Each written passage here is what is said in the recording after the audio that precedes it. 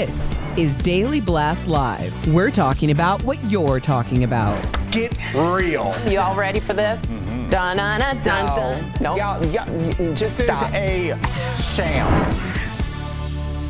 Welcome to DBL. We're so glad that you joined us. How you doing, Al? How's Feeling your great. Turtleneck? Thank you. It's wonderful. Thank you for asking. Does it feel nice and cuddly? I like it. I feel like I should be reading a book about submarines. Yeah. Or like a war novel by a fireplace. Yeah. It looks fantastic. Well, thank you. We think we have Jeff, and he can see us for the first time. Yes. Is that correct? Yeah, I heard. Al, you gonna be reading poetry later? I might. I just set the tone about what the theme of the poems are going to be, and then I turn it over. I've already dominated this room enough. Stones. I shouldn't throw stones. I look like David Koresh in my shirt. I'm getting ready to follow you with whatever your teachings are, Jeff. I love it. All right. Let's get talking because I want everyone's take on this. Kanye West, or should I say Ye? No, you shouldn't. Okay. Kanye West and actress Julia Fox are officially dating, and they want everybody to know about it. Earlier this week, they were spotted at a play and later dined at the exclusive Carbone eatery in New York. Julia gave a first-person account of her date with Kanye, who now goes by Ye, to Interview magazine, which also published a series of intimate photos from the night. Julia said she had an instant connection with Ye, who she met in Miami on New Year's Eve. She said he directed a photo shoot for her at the restaurant while other people were dining, and later surprised her. Did we ask the diners about that? And later surprised her with a hotel suite full of clothes. She called the experience, quote, every girl's dream. Is it?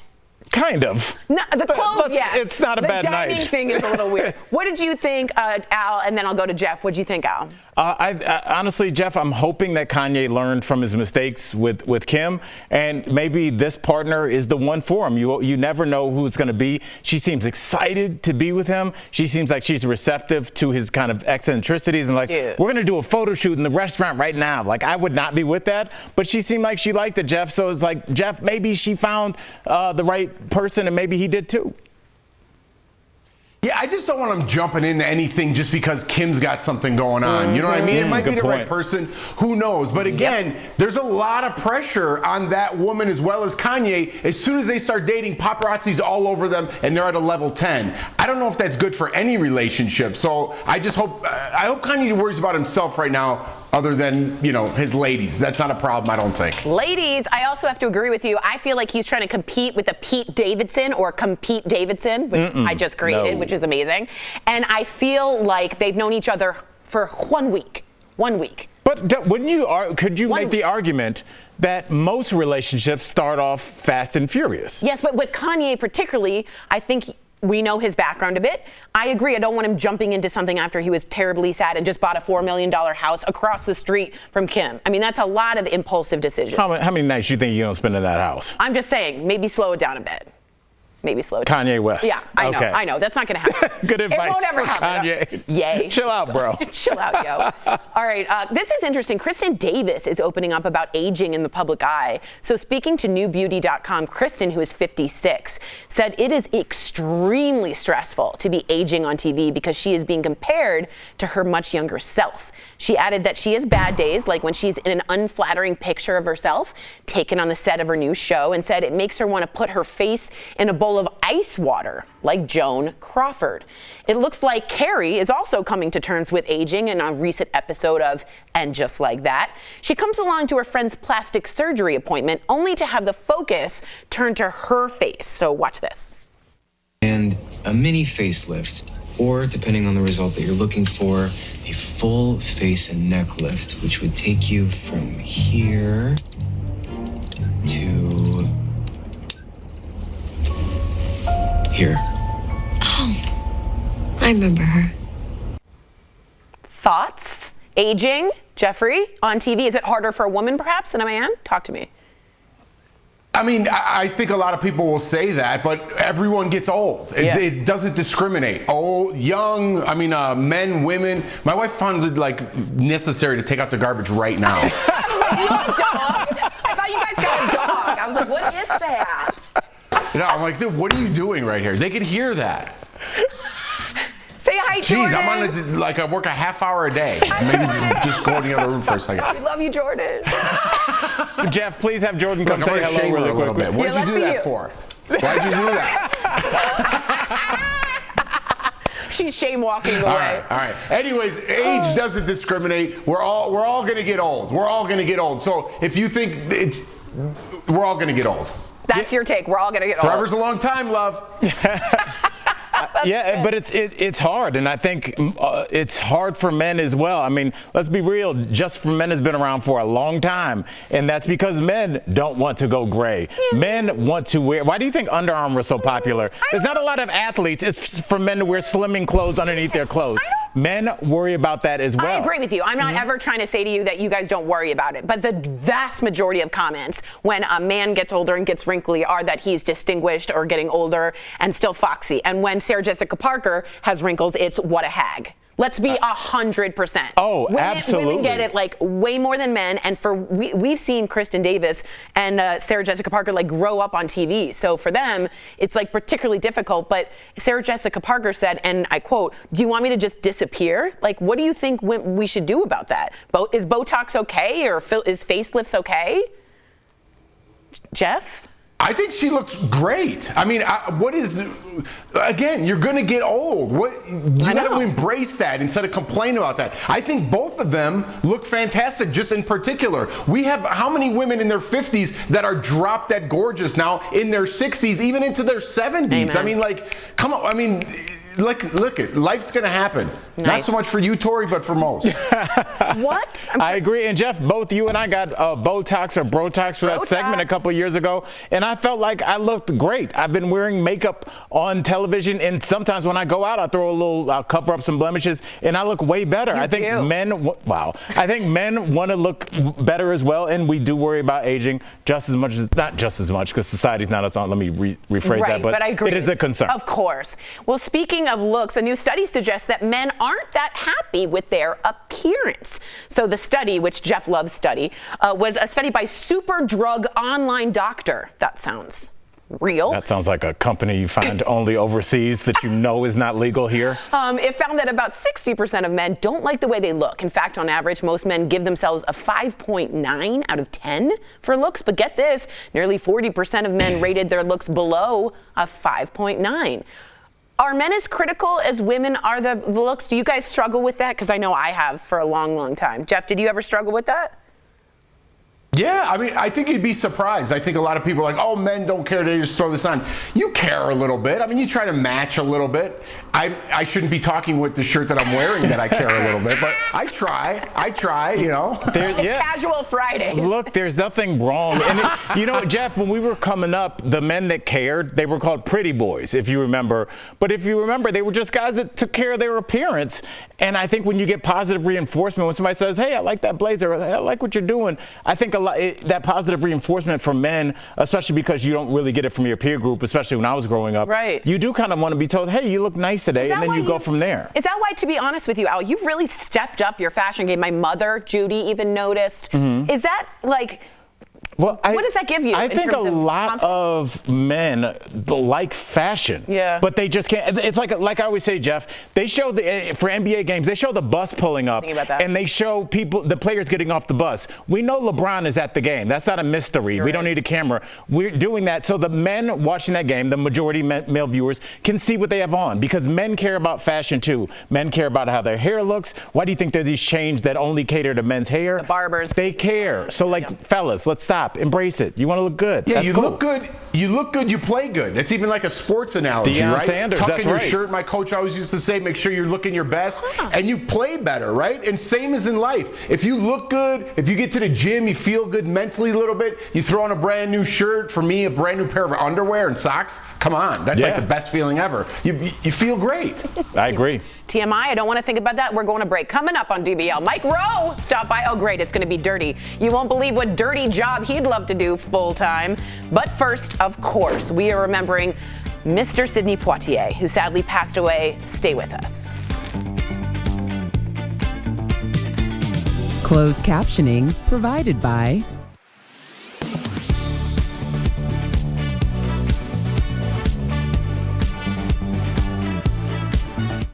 You guys want to hear a really good quote? Do we have a choice? No. Okay. This is about Buddhism. Oh, Tori, I don't want to talk about that. Let's, Do you want to hear a cool fact? No, I was going to say this. I thought the fact would give. We were talking about You'll never know about fashion. If you think about like the initial, it's gone now. But when hip hop first came out, it was like this really like tough street music or whatever. But all the guys that started, and it was mostly men that started. You know, obviously women, huge part in hip hop. No, but for real, yeah. For a lot of the men that started that made money early in the late '80s, '90s, in early aughts, Dr. Dre, Sean Combs, Jay-Z. They all became clothing owners. Clothing. Yeah. Wu-Tang had their own fashion line. Sean John famously sold his line, I believe, to Macy's. For like gazillion Yeah, dollars. Puffy did. Yeah. He had Sean John. Jay-Z had Rocawear. Right. All of these, I think Kanye. Fubu even. I was gonna say Kanye West. Kanye, like, he was made fun of. He has the most popular shoes and that have been the most popular for almost half a decade now. He merged with the Gap because he made the Gap acquiesce to him. So I wonder, are rappers really just fashionistas masquerading as rappers to get startup capital to do what they want to do, which is actually start a clothing business? Because it's more than just a trend. It's almost everybody. It is, and it's interesting. They're both like peacocks, right? Like clothing designers are kind of peacocks, colors, and so are rappers. Absolutely. Which has the same thing. And Kanye famously said, I'm never invited to the runways. I'm a black man that Anna Wintour ignores. And after that, he was invited to some runways. They started to get more involved. He got his own line, and he broke barriers. So as much as we always talk about He shut Kanye down West, the Gap website. dude, that guy like took on high editorial, white, ethnocentric. He took on that to say, like, I'm a part of this. And that was an amazing job. And he broke is. through, and he did, and it's very successful. Yeezys that's good.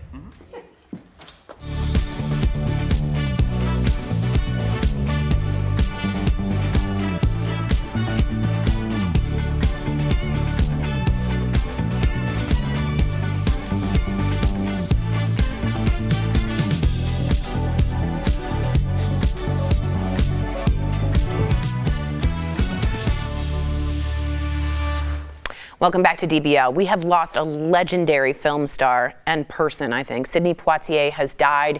He was 94 years old. He was the first African-American to win an Oscar for Best Actor in 1963. CNN calls him Hollywood's first black movie star. He had an amazing 71-year career. Poitier was best known for films like A Raisin in the Sun, In the Heat of the Night, and Guess Who's Coming to Dinner. He was the lone black leading man in the 1960s and faced all sorts of pressure and scrutiny. And as he told Oprah in 2000, quote, "It's been an enormous responsibility, and I accepted it. And I lived in a way that showed how I respected that responsibility. I had to, in order for others to come behind me." Al, what did Sidney Poitier mean to you? I mean, just the essence of, he was regal. Oh. You know, and he just walked this earth with a dignity, and he gave the people that watched him dignity. And he did something with his art that I don't know if it can be done anymore, in that he changed the ideology and the paradigm of large groups of people without telling them. Yes. He just took their world and he rotated it 180 degrees, and he showed it to them like, this is how silly colonialism is. This is how silly racism is. And this is why I'm sitting here, why Halle Berry has won an Oscar, why Denzel won an Oscar. It is because of the first guy through the door, and in that case, it was Sidney Poitier. So he will be greatly missed, and what an honor and what a life.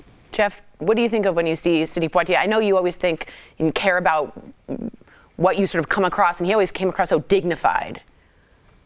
Well, that's exactly right, Tori. The first thing he was a great human, right? Yeah. More than anything else, he was a great human. But when you look at career-wise, he's the Jackie Robinson of acting, right? He was a trailblazer. He paved the way, just like Al said, for Al himself, and all the others that came before him. And Al, I got a weird analogy, and we always talk about the Cosby Show. I hope it's okay. We still talk about the Cosby Show. Yes. But I knew who Sidney Poitier was because of the Cosby Show way back when Bill Cosby tried to walk like him. He's like, just like Sidney Poitier. Remember that episode? Yeah, absolutely. And that's kind of, and it's little kind of breadcrumbs like that where you watch shows and you're like, oh, who is he talking? Where you do your own research and you're like, oh, that's it. See, I remember Sidney Poitier from like watching movies with my dad. Right, everyone has their. Right, so right. Then you have a really cool story, Tori. Well, I called my mom to talk because at 21 she was studying abroad and she was in France and she was alone in the Louvre, which is a beautiful museum, and she turned and the most gorgeous man was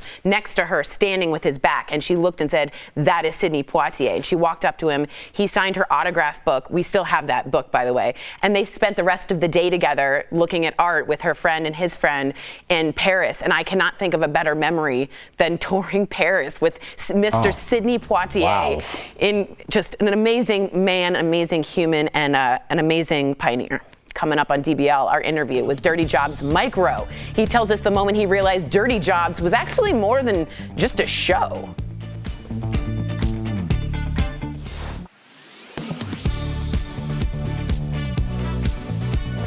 User and journalist Allison Hall posted a video of herself receiving a negative result after swabbing her nose, then a positive result after swabbing her throat. Her positive result was confirmed by a PCR test. Then the hashtag #SwabYourThroat popped up on Twitter in recent days. So, is a throat swab better at detecting Omicron than a nasal swab? Our sources, the FDA, the University of Hong Kong, South Africa's National Health Laboratory Service, and US-based epidemiologists and researchers. This one needs context. A group of U.S. researchers studied 30 people and found saliva tests or throat swabs picked up a positive result before a nasal swab did. The study, which hasn't been peer-reviewed or published, concluded Omicron is better detected by saliva. A study from South Africa, which also hasn't been peer-reviewed or published, showed throat swabs detected all Omicron cases, but 71% of Delta infections, while nasal swabs detected 86% of Omicron infections, but 100% of Delta cases. Throat swabs are used in other countries in combination with nasal swabs to test for COVID-19. But in America, the FDA stands by nasal swabs, pointing to the sheer number of cases already detected by the method. The FDA adding it can be complicated to self-administer a throat swab and can cause false positives as you're not supposed to eat or drink 30 minutes before. Epidemiologist Eric Fagel-Ding telling Today it's not that an at-home test won't pick up Omicron in the noses when swabbing there, it just might pick it up a half a day or a day later. So there's evidence to support a throat swab showed positive results for Omicron faster, but there's also evidence to show nasal swabs work well for the majority of people.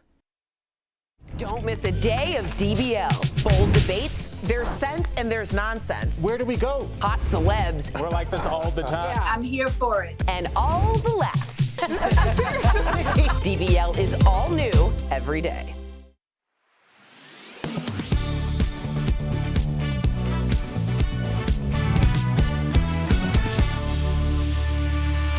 Welcome back. Fans just love watching him get dirty.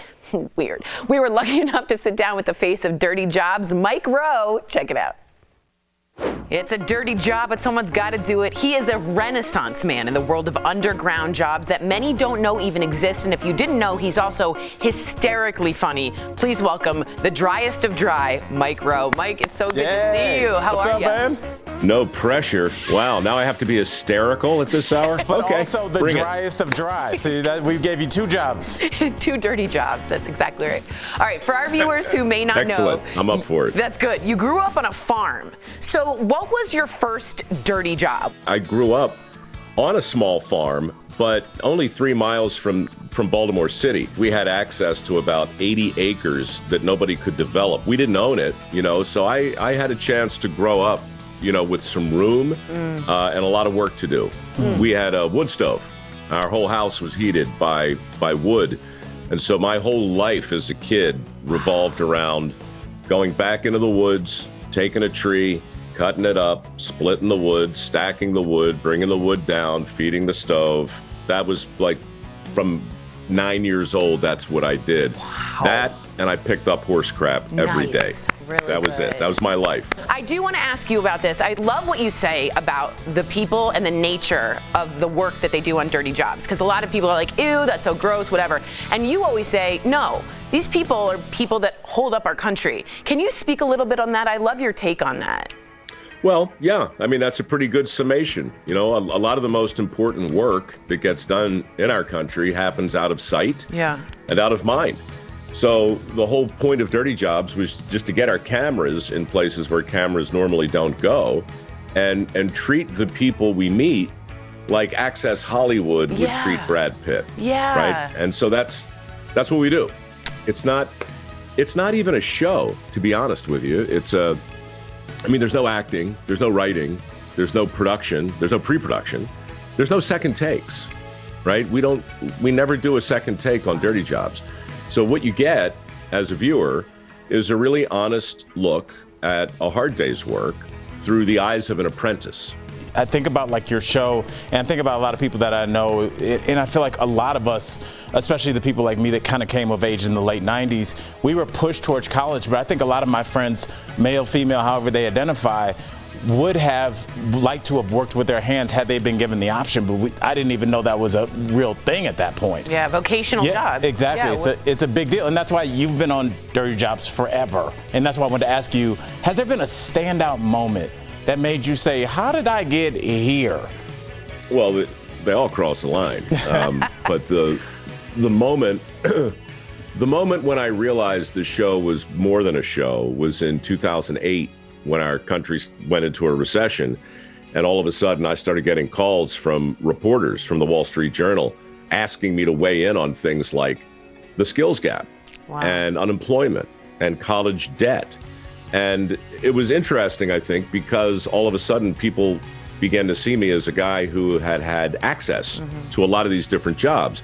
Now, I'm not an expert on any of this, but I realized I did have a seat at the grown-up table.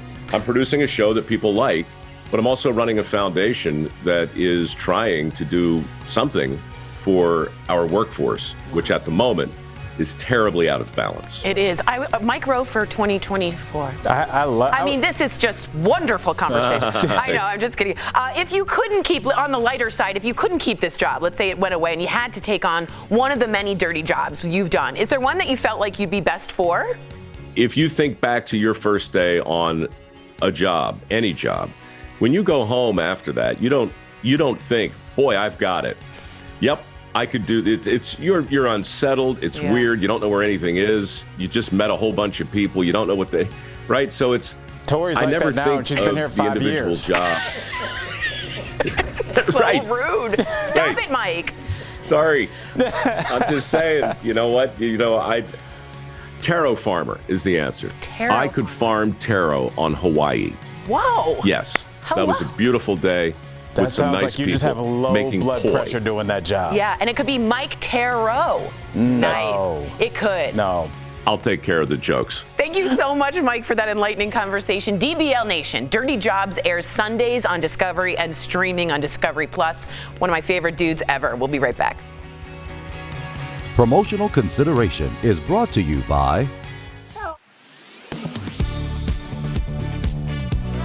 pandemic, the government offered many programs to help Americans get by, including boosted unemployment benefits, stimulus checks, and paid sick leave.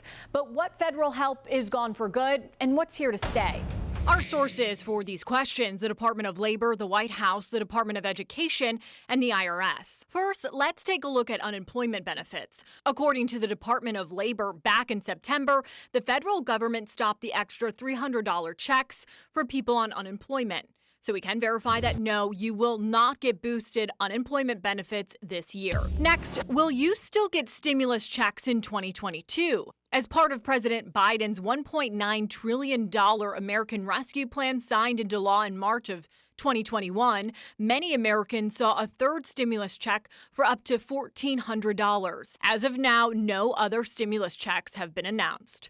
Will Americans continue to see student loan relief in the new year? According to the U.S. Department of Education, an extension of the pause on student loan payments, interest, and collections will go until May 1st, 2022. The Department of Education says the extension will allow the administration to assess the impacts of the Omicron variant on borrowers and provide additional time for borrowers to plan for payments to resume. So we can verify that, yes, Americans will continue to see student loan relief for at least part of the new year. And finally, will parents still receive an enhanced monthly child tax credit this year? The American Rescue Plan increased the child tax credit to as much as $3,600 per child in 2021. According to the IRS, automatic monthly payments went out to parents on the 15th of every month, but those payments stopped in December. According to Congress, the Build Back Better legislation would extend enhanced child tax credits. If it's not passed, then those payments will not resume, and the child tax credit will drop back down to $2,000 per child.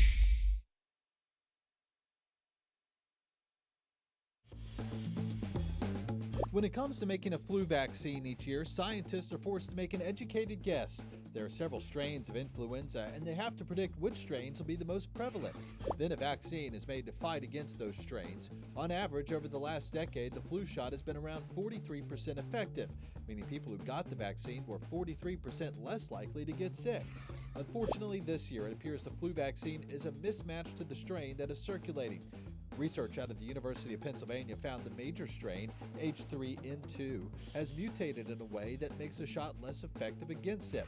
The lead researcher told CNN it is a major mismatch, which could explain why we are seeing flu outbreaks across the country. So why are doctors still telling everyone to get a flu shot this year? Well, the research shows that while the shot may not prevent you from getting sick, it looks like it will prevent serious illness from that strain. In fact, it has been shown consistently that seasonal flu vaccines prevent hospitalizations and deaths, even in years when the vaccine does not match the outbreak. So it's still a good idea to roll up your sleeve and get the flu shot.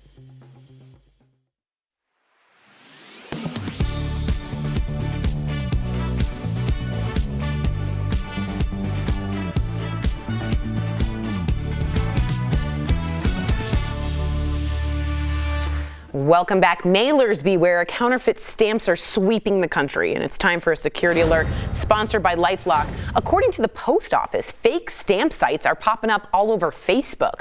The most common counterfeit stamp is the U.S. flag one. It's sold in bulk for less. Just remember, a first-class forever stamp costs 58 cents. Anything less is likely fake. If your info has been breached, LifeLock is here to help. LifeLock keeps you and your digital identity secure from cyber criminals. Call 1-800-261-1089 or visit lifelock.com to learn more. And Jeff, in the break, Al and I were talking about how much, in terms of fashion, Kanye West is also, we were talking about the two stories coming together. He really transformed and cares about fashion. Are we right? Yeah. And I was also wondering, where do you get a counterfeit stamp? From like a site Where do on, you buy that? From like Facebook, if they're like, you can get it for $20 off, and you click it and get it, they're fake stamps. It's like, oh, Facebook? I thought you were just like in a bad neighborhood. And you're like, hey man, you want some stamps? Sure. Right inside the lapel.